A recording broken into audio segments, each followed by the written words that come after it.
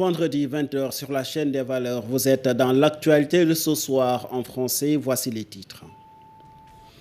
L'attraction de ce vendredi, c'est du sport avec la liste des lions retenus pour le mondial Qatar 2022. Aliou Cissé lâche ses 26 fauves pour aller loin dans cette compétition. Le cas de Sadio Mané a été évoqué par le sélectionneur national. La journée des forces armées célébrée ce vendredi au quartier Dial Diop de Dakar. Elle a été présidée par le président Macky Sall. Thème de cette année, forces armées et préservation des ressources naturelles. On en parle avec Toher Rafal. Arrestation de Pape Alé Niang. Ousmane Sonko dénonce un plan du régime visant à faire taire les personnes critiques. À Thiès, l'association de la presse locale exige la libération immédiate et sans condition du journaliste. C'est le sommaire de cette édition, mesdames et messieurs. Suivez-nous dans le développement.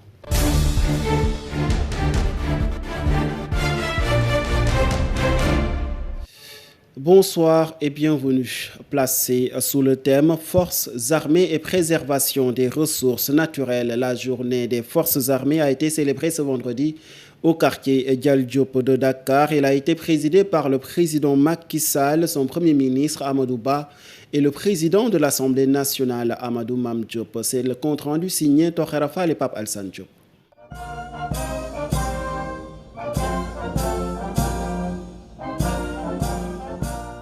C'est un bon chef suprême que Macky Sall a présidé la journée des forces armées. Tout a commencé par le dépôt de ce gerbe de fleurs. Le président a salué la mémoire des disparus sur le champ de bataille. La journée des forces armées est tout autant un moment de rappel des critères du bon soldat. Le bon soldat se méfiera toujours de l'appel des sirènes et de l'exposition aux médias et réseaux sociaux qui flattent son ego et brouille ses références.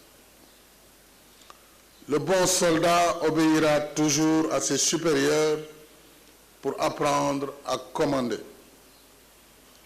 Le bon soldat inspirera toujours ses subordonnés par le respect de l'exemple et non de la peur. La peur, elle est aujourd'hui la facteur X de la cohésion sociale face à la situation tendue dans le Sahel et le contexte politique qui prévaut. Les forces armées sont interpellées. Et je reste plus que jamais déterminé à soutenir la montée en puissance et la modernisation de nos forces armées. Parce que face à la multiplication et à la complexité des périls, il n'y a pas de prix pour la paix, la sécurité, la stabilité et le développement économique et social de notre pays. Comme il est de tradition, la journée a été aussi le baptême des promotions des écoles militaires. Voici que vous arrivez au terme d'un parcours et au début d'un autre.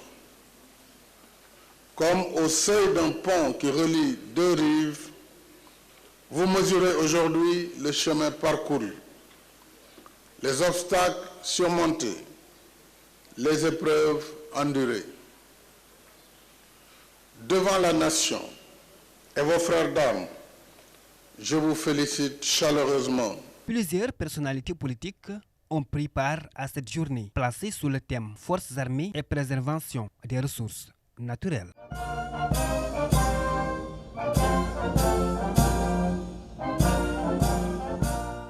Le rôle des forces de défense et de sécurité face aux enjeux et défis économiques du Sénégal a aussi été rappelé par Macky Sall en marge de la journée des forces armées, le chef de l'État qui fait de la préservation des ressources naturelles une priorité dans ce contexte d'exploitation prochaine du pétrole et du gaz sénégalais. Les forces armées sénégalaises très engagées dans ce front aussi, dira Macky Sall. Nous l'écoutons.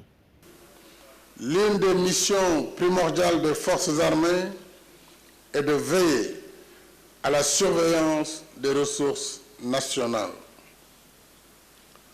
Mais aujourd'hui, la raréfaction de ces ressources, due à la dégradation continue de l'environnement, au pillage et trafics illicites de tout genre, renchérit davantage les enjeux autour de la protection de ces richesses souvent non renouvelables. S'y ajoutent les gaspillages liés à des modèles de consommation abusifs, les périls à nos frontières et la multiplication de tensions et conflits de diverses intensités.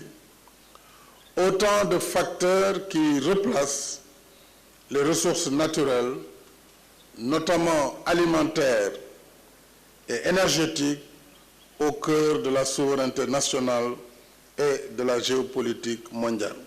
J'ai particulièrement à l'esprit la nécessité de poursuivre sans répit la lutte contre le pillage de nos ressources halieutiques, forestières, foncières et l'orpaillage clandestin, entre autres actes délictueux qui portent préjudice aux générations actuelles et futures.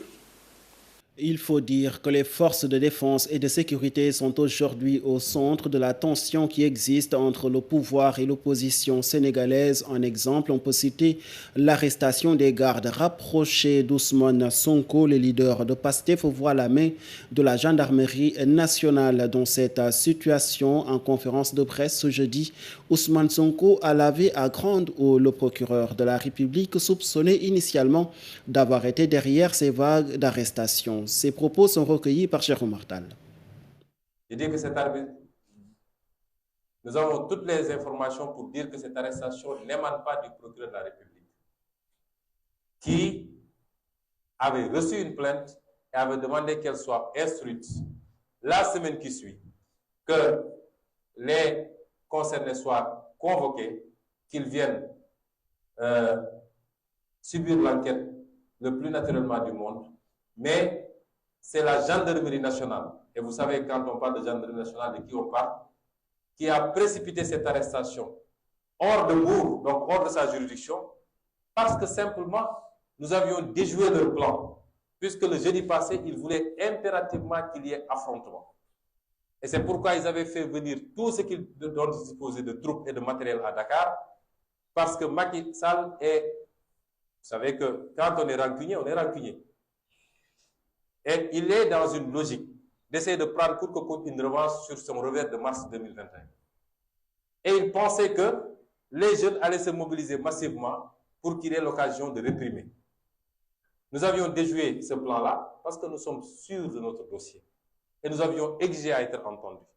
Il n'y avait aucune raison, aucun prétexte pour que les gens sortent. Quand ils se sont rendus compte du ridicule qui les frappait, ils ont voulu coûte que coûte poursuivre la provocation. C'est pourquoi ils ont kidnappé notre sécurité rapprochée pour la conduire mani militari en Bourg. Sa sécurité rapprochée, kidnappé, Ousmane Sonko a aussi dénoncé un autre kidnapping. De ses propos. Il s'agit de l'arrestation du journaliste Pape Alé Niang. Selon le leader de PASTEF, cette arrestation est l'aboutissement d'un programme orchestré par le régime actuel visant à écarter toute personne critique dans la marche vers la présidentielle de 2024. Nous l'écoutons. Nous exigeons de Macky Sall, de son procureur et de son juge d'instruction de libérer Pape Alé Niang. Nous savons qu'ils ne vont pas entendre parce qu'ils sont dans une logique d'élimination systématique de toutes les voix discordantes. S'ils pensent qu'en prenant Pape Alé Niang pour une instruction de 6 mois, ils auront réussi, ils se trompent. Parce que tout ce que Pape Alé Niang fait, nous pouvons le faire aussi bien ou mieux. Mais il y a des dizaines de Sénégalais, journalistes ou pas journalistes, qui peuvent faire ce travail-là. Ce qu'ils recherchent, c'est l'intimidation par la justice et par le déploiement de forces de gendarmerie et de police. De sorte qu'aucun Sénégalais n'osera plus parler. Et je dis à la jeunesse sénégalaise, si vous succombez à cela, comprenez que votre avenir est compromis définitivement. Cet espoir d'en finir définitivement avec ces régimes de prédation, de corruption, de surfacturation, ces régimes qui ne sont pas patriotes, qui préfèrent l'intérêt des étrangers aux intérêts des Sénégalais, ces régimes qui sacrifient le peuple sénégalais, ses ressources naturelles, à l'autel de leurs intérêts personnels. Cet espoir unique, cette chance unique qu'on a d'en finir, si nous cédons à la peur, à la paranoïa que Macky Sall veut instaurer dans ce pays, comprenez que dans les 50 ans ou 100 ans à venir, nous serons là à constater, si nous sommes encore vivants, nos fils et nos petits-fils seront là à souffrir, mais nous serons des étrangers dans ce pays. Arrêté dimanche avant d'être placé sous mandat de dépôt, Pape Alé Niang pourra tout de même compter sur le soutien de la corporation journalistique dans la Cité du Rail. L'association de la presse locale de Thiès a tenu une conférence de presse ce jeudi pour exiger la libération immédiate et sans condition de l'administrateur du site d'information Dakar Matin. Les propos de sa présidente Radioum au micro d'Ibouba. L'APL, l'association des journalistes de Thiès, a tenu cette rencontre, je peux dire, pour se prononcer sur l'affaire Pape Alé Niang. L'APL, l'association de la presse locale de Thiès, réitère toute sa solidarité à notre confrère Pape Alé Niang, journaliste indépendant, administrateur du site Dakar Matin. La place d'un journaliste n'est pas en prison, c'est même un secret de polichinelle. C'est pourquoi nous, journalistes de la capitale du Rail, nous demandons tout simplement la libération de notre confrère Pape Alé Niang. Libérer Pape Alé Niang au nom du principe de la liberté de la presse. Au nom du principe de la liberté de la presse, nous demandons la libération tout simplement de notre confrère Pape Alé Niang qui a été placé sous mandat de dépôt depuis hier. Pape Alé Niang qui a passé sa première nuit en prison depuis hier, ce qui nous a vraiment beaucoup chagriné. C'est pourquoi aujourd'hui, à l'instar de toutes les organisations de presse du Sénégal, à l'instar de toutes les organisations de presse du Sénégal, l'association de la presse locale de Thiès vraiment demande tout simplement la libération de Pape Alé Niang. Culture, à présent, nous parlons gestion du patrimoine mondial à Saint-Louis. L'UNESCO invite à adopter une démarche novatrice. C'est en marge de la journée du patrimoine mondial dont la célébration a été faite à travers un conclave au Centre de recherche et de documentation du Sénégal. Plusieurs représentants de pays d'Afrique de l'Ouest y ont pris part, occasion de discuter aussi de la Convention du patrimoine mondial ratifiée en 1972. À cela, les explications du directeur bureau régional de l'UNESCO, Dimitri Sanga.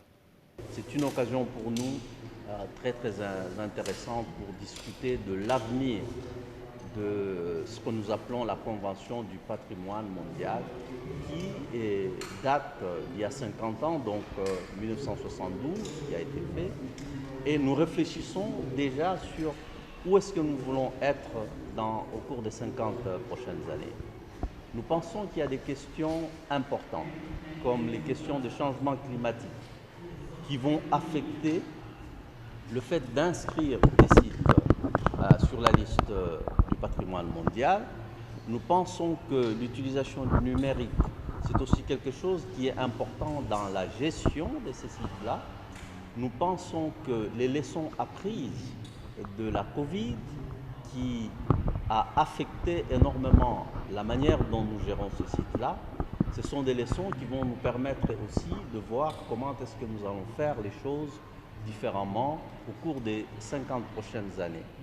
Et finalement, nous pensons que nous devons être assez novateurs pour faire en sorte que les gestionnaires de sites d'aujourd'hui, qui ont une très bonne connaissance de ces choses-là, puissent passer le bâton aux jeunes.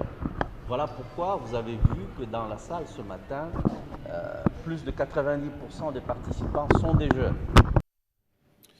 Nous nous excusons de cette qualité moindre et sonore de cet élément sensibilisation des populations sur les 12 points de gouvernance inscrits dans le plan d'action national initié par l'ONG article 19. C'est dans le plan est en phase de validation et entre en droite ligne du programme gouvernement ouvert qui a pour objectif d'impliquer le citoyen dans la dissémination des choix politiques selon le chargé de programme de l'ONG article 19, Abdoulaye Ndiaye, que je vous propose d'écouter sur cet élément. On peut retrouver aujourd'hui, comme engagement à avoir une loi d'accès à l'information et ses textes subséquents. On peut retrouver aussi au niveau des engagements l'amélioration des services publics, la modernisation de l'administration, mais surtout la dimension d'inclusion avec les femmes et les filles. Donc 12 engagements qui constituent le plan d'action national qui doivent être connus. Alors, Le constat que nous faisons, c'est que le plan d'action national ou l'initiative PGO n'est pas très bien connu, aussi bien par les agents de l'administration et aussi par les populations. Donc pour nous, il s'agit, après avoir eu le plan d'action national, qui n'est pas encore validé politiquement, je le rappelle, de venir présenter aux populations le résultat de toutes les consultations nationales, le résultat d'un plan qui est un plan national et qui doit être connu, qui doit être approprié par les populations et par les gouvernants pour qu'on puisse suivre les engagements que l'État du Sénégal a pu prendre devant ses pairs. Cela va permettre deux choses. Dans un premier temps, de leur donner la possibilité de savoir qu'ils sont partie prenante de tout ce qui se fait au niveau local comme au niveau national, mais aussi dans un second temps de pouvoir assurer le suivi, de savoir que l'État a pris tel engagement et que sur un délai de 2 ans, si cet engagement n'est pas réalisé ou avant sa réalisation,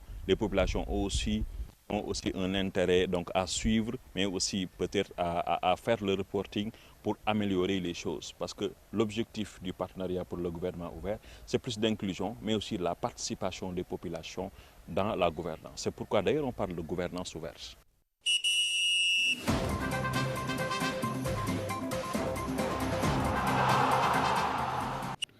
En sport, c'est l'attraction phare de ce vendredi. Aliou Cissé a publié la liste des 26 joueurs sénégalais qui devront justement prendre part à la Coupe du Monde Qatar 2022. On opte quand même la présence de Sadio Mané malgré sa blessure contractée il y a de cela quelques jours. Des absences sont notées comme Saliou Assis, mais des retours aussi et plusieurs joueurs qui vont devoir jouer leur première Coupe du Monde avec l'équipe du Sénégal.